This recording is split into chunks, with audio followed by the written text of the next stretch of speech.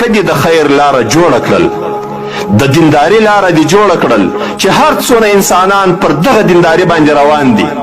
مثال اسانه مثال دی، پر واتس اپ باندې د یو اسلامي او شرعي پیغام یو مسلمان ته واستوي، د قرآن تلاوت دی واستوي، د یو عالم بیان دی واستوي چې هر څونه دغه خلک دغه تلاوت اوري او دغه بیان اوري فایده ور باندې الله تبارک وتعالی به تاسو اجر درکړي.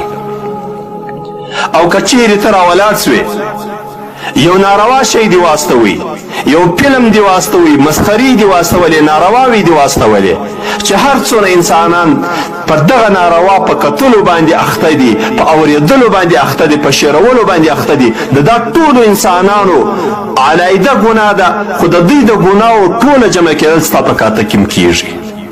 د حدیث شریف روایت ترمذي کړی دی، د حدیث شریف لمبر دی 2615 د صفحې لمبر دی 1921.